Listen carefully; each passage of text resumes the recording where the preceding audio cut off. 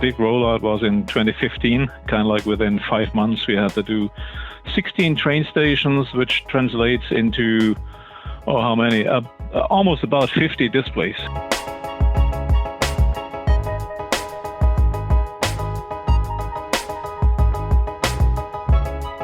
Hello and welcome to the Daktronics Experience Podcast. I'm Justin Oxner here with Matt Anderson. Today we're joined by Rolf Bauer. He's the region manager for German-spoken areas of Daktronics International Operation. We're going to talk about the SBB rail project, including more than 50 displays installed across multiple railway stations in Switzerland.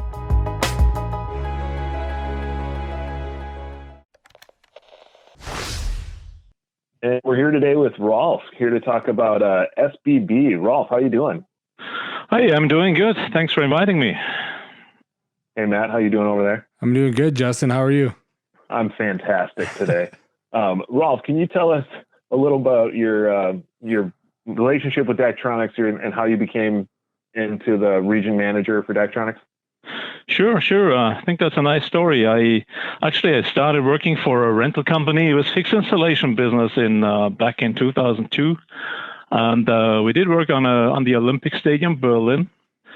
So as business happens, that rental company stopped its business for the fixed install, and I had the only choice to get my own independent business running to continue that project with Daktronics. And so at the end of the day, we were successfully winning that project together with an old fellow in Daktronics, Peter Dunkel, the sales manager at that time. And so as a follow-up from that, we won that project, and Daktronics won a second project in France. And this was kind of like the kickoff to open an office in Wiesbaden, Germany, back in 2003. And so for myself, I got then a freelancer relationship, and afterwards I got hired just for the new company. All right. And one of the most recent projects, maybe a bigger project we worked on, is SBB. Can you tell us a little bit about what that stands for and how that project kind of started? Yeah, of course. I keep it on the English pronunciation. So SBB is the Swiss Federal Railways. Makes it easier for most, I guess. So state-owned railway company. And we came in touch with them back in 2013. So by a local consultant who knew us and had good experience. And so we were participating on their tender for replacing the old mechanical flip displays by LED technology. Okay. And this is, Ralph, if I believe correctly, this is like the first public transportation company in Europe to really embrace LED technology. Why do you think that is? Yeah, I mean, Switzerland always plays a kind of like an extra role in Europe, I guess. It's a positive role. And so Swiss Railway has a very eager CEO. He is very future-orientated and has very good visions. And so, they made the first step. I think they were far ahead from any other railway company in Europe, and then decided to make a cut with analog technology and start the new age, the new time with digital displays. And so by that, they kind of like stopped the business with these mechanical flip boards and then started to bring in big LED boards for their departure displays. Yeah, and thinking about, going from a flip board to a LED video display, right? That's a huge jump. It's kind of a combination of what were some of the main reasons for the change, and then what benefits are they seeing from going with LED now? Yeah, well, there's several parts to that story. The one is certainly that the old technology is over 30 years old, so they get outdated, they run into service issues. But the other side is they were looking for a new way of communicating to the customer. So give the customer more than just the bare text message about departure times. And then, as you notice yourself, maybe you sit on a train station and you got a delay time displayed, but just the time, no reason why, which is causing not a very good mood on people. And so they wanted to have an opportunity to work more with pictures and give people a better understanding on why is this train late, right? Maybe a tree on the railway or whatever happens. And so by that way, they had a better control on the mood, which increases the safety on a train station, right? If you have happy people on a train station, it's much easier to deal with a crowd than people that are getting really mad. Yeah, and are they using the displays for anything other than that communication? I mean, I'm sure they're telling you what trains are coming and what delays are happening, but is there like an advertising component to this as well? Yeah, you hit the point. I mean, they have at least one display showing the departure times, and then the second display is so-called they call it the emergency display, where they could show any disturbance of the traffic. Outside of those messages, it's used by out-of-home company to advertise. And since Switzerland and Swiss Rail is known as very precise, they have not many disturbances. So the majority of the time is actually showing them advertisement. I was going to say, it sounds like, so it's a double benefit, right? You're appeasing the passengers by keeping them informed and why things are happening. But then you also have this advertising revenue generation that you previously didn't have by having the older technology with those flipboards. Exactly, and there also here is multiple reasons for that. The one thing is certainly everything is owned by Swiss Rail, so they basically rent out that display to the out-of-home company, and they had the hope that by the income of that rental fee, they can pay back just that extra emergency screen. Reality is, I think over 2 years, if they would count every rental fee income over 2 years, this would have paid back for the whole project, which is fantastic.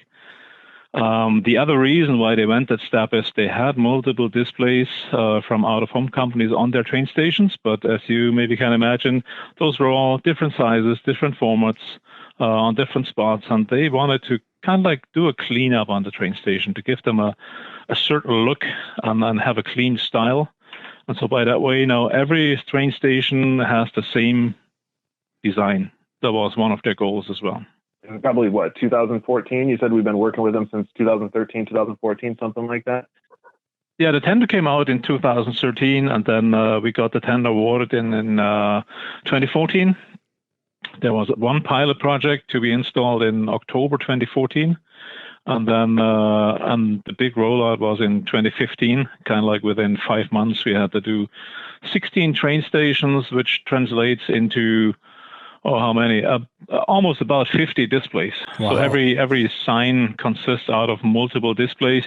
They look at the end like one big display, but they're actually physically separate displays.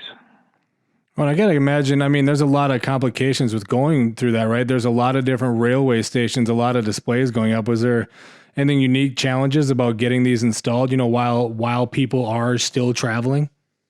Yeah, a lot was night work. And then, I mean, even when we were bidding to the tender, we had already to figure out the numbers. And so we were investing a lot of time in doing site visits and finding out ways how to get in the station, what could you do on the station. But then during realization time, I mean, Swiss Rail is a great customer to work with. They're very helpful and supportive. Certainly they have an interest to have this installation going as smooth as possible also, right? And we got a lot of support, but a lot of night work involved. And Eric Graber, the project manager at that time, he was literally living about 6 months in Switzerland, so kind of like 4 or 5 days every week. Wow. So as an American, he was not learning German only. He is able to understand the Swiss-German dialect, which is a really great step. So it seems like we were really able to kind of pull through from them to install. And you mentioned Eric living there, and that helped out. And we're continuing to work with them. Do we have any other projects that we're currently working on you can talk about? Actually, yes. I mean, we did those installs, and then this contract was running over a certain period of time. So there were 2 additional installations coming a little later. And now we got a new tender out. And under this tender, we did 2 further installs. One is in Basel train station. That's kind of like a display, which is, let me see, kind of like 2.5 by 12 meter wide. The recent one, this was a tender in 2018, and the installation happened just last year in Lucerne. That's maybe the most iconic one. This is a dead-end station, and the display goes as a banner display across all the platforms. I believe 12 platforms, 13. They may correct me if I'm wrong. So it's a display kind of like a 1.27 high and almost 100 meters wide. So with these new projects, is there anything kind of different with the new ones versus the original like 50 displays that we installed? SBB is actually just completing their whole communication concept. I mean, the first rollout was about getting a customer into the train station and into the train as smooth as possible. And now the next problem or challenge is like, okay, the train arrives. How do you get the people off the platform as quick and smooth as possible? Also, is the same reason. Increase safety, reduce risk of any accident or anything else happening. And so those displays are typically displaying any information about local transportation like trams, buses, ships like in Lucerne, and about touristic destinations. So that makes it very easy and smooth for people to catch information on the way out. And these LED displays are one of many various. They also go with LCD displays and other solutions. So it's a whole communication concept that they present. You know, Ralph, there's always combined with advertisement also here. Oh yeah, there's a thing we usually hear about, you know, when customers, you know, even thinking back to when they first started installing LED displays, about how they, I don't know, evolve, I guess, over the use of those displays. Maybe the first time use is different than how it ends up being 2 to 3 years later. Was that kind of the case here because they're more familiar with LED displays, so now they either have more ideas or have a different perspective on how to use the new ones? Well, you know, certainly they learned about how to deal with content and they had slight adjustments. But the biggest thing they learned, and I think this is really kind of like an award on itself for Daktronics, as everybody else, we made promises on how the equipment will perform and how we see service, and they had their own vision based on their experience. And the reality is we have really extremely little service situations for Swiss Rail. It's going to a point where we almost had to retrain once a year the people because they just forget how to service a display because there is no incident.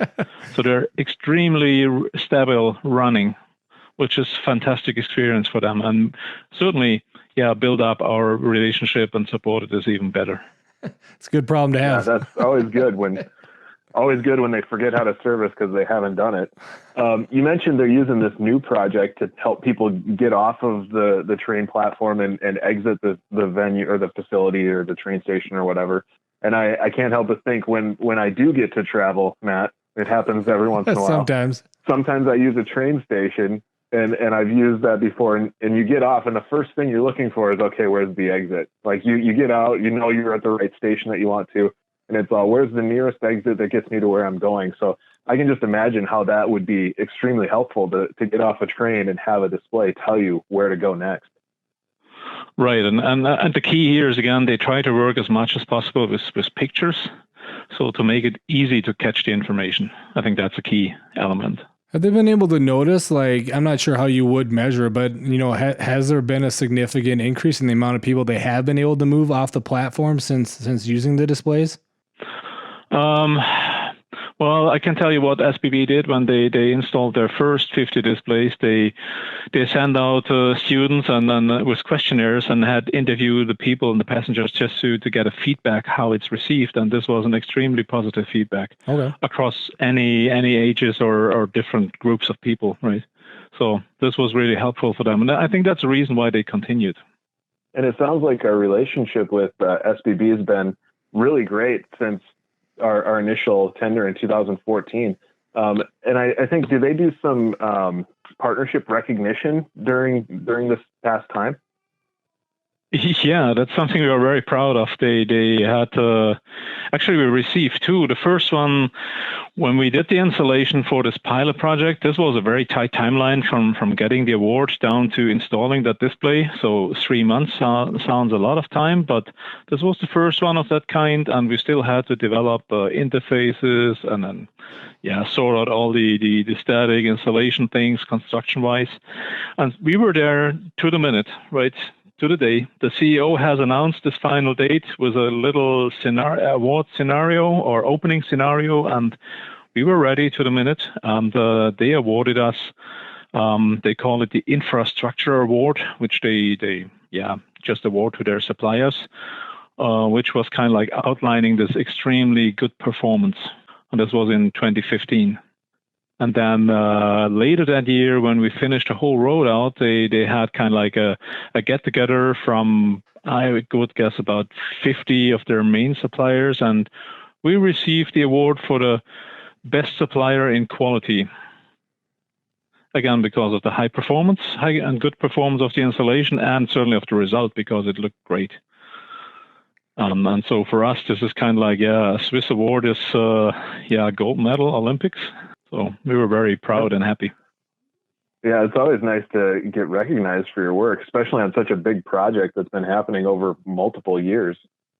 Yeah, actually it is. And if you want to continue the story of awards, we consider this also an award when we got awarded. And before we did the install, actually, Swiss Rail came over to Brookings to do an audit of the company. So they came in a team with 5 people.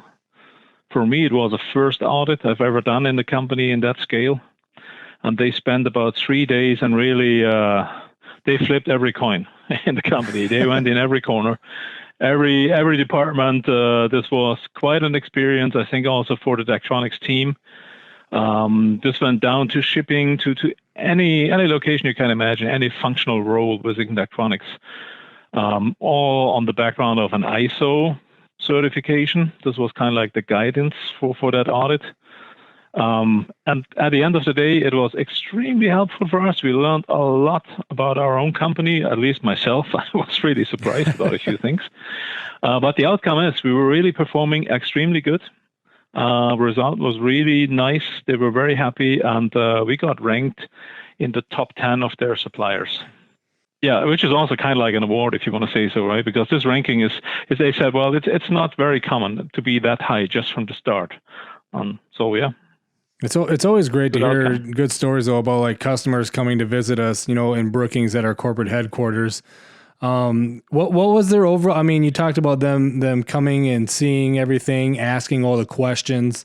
You yourself, you said you learned quite a bit about the company through all this. I got to imagine it was a little bit different than a normal tour that we would schedule with someone, because they probably had a lot of questions, right, that they needed answered.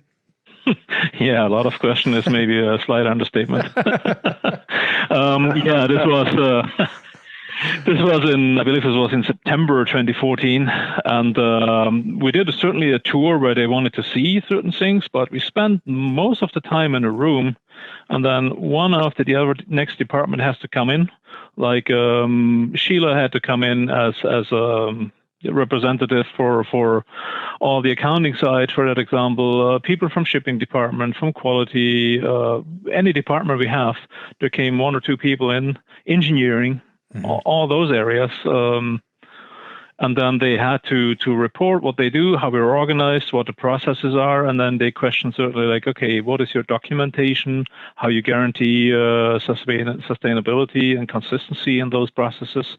So really complex, and that's where I learned a lot, like how many things do we have in place and do really well and good. Even after being at Daktronics for 13 years, there's always something that it seems like you didn't know about or you can learn more about. It's incredible. I think I know the answer to this question. Absolutely. But was it their first time being in South Dakota?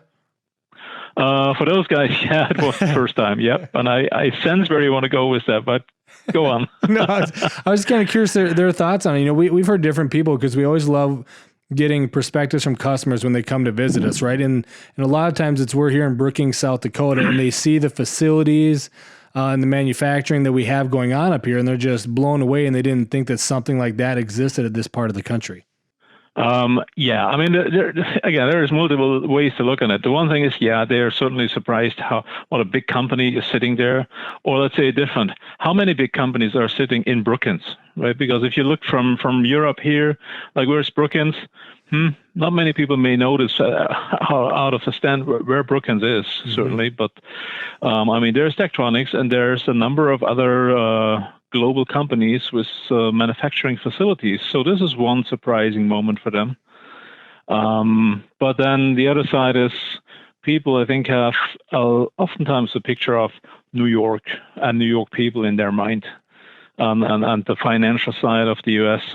Being maybe pretty tough. And so they come to Brookings and they see quite a huge company, but still on how you say this, it's kind of like a family spirit, maybe, even though we are a shareholder company. This is still driven maybe with a more family style spirit. That's what most people really like. Say, hey, this is really nice. being professional and big on the one side and still keeping that mentality. That's what they really like. Yeah. And then that's a good example of how the products that we're putting together here are shipped all over the world. So from Brookings, South Dakota, all the way over to Swiss Railways. And after these displays have been installed, have you had a chance to visit the installs yourself? Yeah, actually, I was a lot of time. I was with Eric, and we went to all the sites. We helped on the evaluation, and I was involved quite a bit. And we looked to all displays. This is quite interesting to see. It's different sizes, right? It's from let's say maybe 5 meters wide down to displays which are almost 20 meters wide and double-sided. So any sizes you can imagine are presented there. Nice. And is it one of those things where you see, you're looking at the displays probably a lot differently than most of the passengers going by. So is it, impressed with how they're using it, but can you tell that passengers that you're around are definitely looking up and using those as a resource to figure out where they got to go? Yeah, definitely they do. And I think it's really appreciated from, let's say from the absolute majority. There might be always somebody who doesn't like it, but they get more information because the display is simply bigger than the old mechanical boards, and they get more flexible information. So this is a big plus for them. Going off of that, if there's another like railway or bigger customer like this looking to implement the same type of thing, what advice would you give them looking forward? Well, an advice, what we try since we have done the project is the way how they structured their tender. Typically, if you go to public tenders, most times price is the dominating factor in this evaluation. And Swiss Rail went really a different way. They try to include much more the quality side of it and the total cost of ownership. So they run through a calculation over 10 years and included all those costs in the tender evaluation. So price is still a big portion, but it includes a lot of all these components. And by that way, they were able to go for a different quality level, right? Where you normally would have got maybe a way cheaper display, but for sure not as good in quality with so little impact on the service side. And this was by intention. That was their goal from the beginning. I think this is what we try to advise to any other company, that this is kind of like essential, because looking to this total cost of ownership, this is the key. And I know this is hard to get in people's mind, especially when let's say operation costs and the capital investment is typically separated. But you should see the big picture, and that's what they achieved, and that's what we try to tell other customers. And I like that total cost of ownership, because obviously, a lot of people always want to go with a lower price, but it's one of those, there's a lot more to it than that, especially when you talked about the work that they did to come visit us at our corporate headquarters for 3 days and all the questions they ask, right? That just shows right there that there should be a lot more things that are considered in there besides kind of the price. Right. And certainly the other thing is they want to have a company and a partner who is really capable and has the resources to do such a project. Because if I may just bring this forward, we were not only supplying the product, we were kind of like the general contractor. So we were responsible for any aspect: steelwork, static calculation, dismantling the old stuff. Originally, these things were under their hat, but then when they got to know us better, they asked us to take this also under our responsibility. I think that makes a win-win for both. It's easier for us to communicate with the other parts of this business, and for them it was an easy way because they had one person to go to. And is there anything else about this SBB project that we haven't really covered that you wanted to share? Yeah, maybe there's one nice story I would like to share. Their CEO, Andreas Meyer, is a very ambitious guy, very visionary, so a great man. And when we installed, I think it was one of the last displays, this is Zurich main station. So this is the biggest one, with about 3 meter high and about 18 meter wide. So it has 4 sections on each side. So it's a double-sided display. And the old one, the mechanical one, was about the same size. And he had an appointment at a certain date where he wanted to open a different project and said, this day, I would like to have this display up and running. And that left us exactly 2 nights. One night to tear down the old display, and the second night to bring up the new display. And we could only do night work. So we had a flatbed truck to come in, take the old one out. And then this truck rolled in at midnight in the station, and the whole display got pre-assembled about a mile away in the warehouse. Came in, and the truck got lifted up. It was up there about 2 in the morning, and at 8 o'clock, was kind of like press the button and everything runs like it was there forever. Wow. Fascinating, challenging. I mean, Eric, yeah, I think he lost some weight during that time. Really great. Really great. And yeah, certainly Andreas Meyer was very pleased that we really put it to the minute. Everything was running. Great activity. And then you may wonder, in midnight when we started to work with the truck, we had about more than 100 spectators. They had to block off the area because there were private people coming in and watching the scenery, because in Switzerland, yeah, everybody feels like the train is like their property. Everybody's kind of like an owner of the railway. Mm-hmm. That's how Swiss people receive the railway. And so you have private people coming in at midnight, about 100, just watch what we're doing. So, not too many times you get a crowd for an installation like that. We felt like being on stage, spot on. So fantastic. Yeah, new way of installing displays. I'm not sure if it exists or not, but when you're talking about having to crank something out like this in 2 days, it makes me think it'd be so cool to see like a mounted camera time lapse of how all that actually happened, because that seems like such a tight line to get that amount of work done. Yeah, actually, there is videos available. There's a time lapse from this installation, and it should be available online. Yeah, we can check back with our marketing. The video is available and is approved to hand out to people. So that's existing, and that's amazing to see. Yeah, I did not know that. I didn't plant that for you to answer that way, just so everyone knows. I really had no idea that existed. So now I'm actually excited. We'll make sure and find that and put it in the show notes for sure. Yeah, I mean, if people are listening to this podcast and want to have the info, they should just contact the marketing, and I'm sure they get the right people to talk to and get the video link. Yeah, this is an interesting project to hear a lot about, and about multiple display installations across the railway, dating over quite a few different years with the same customer. So thanks, Rolf, for coming on and sharing some of that information with us.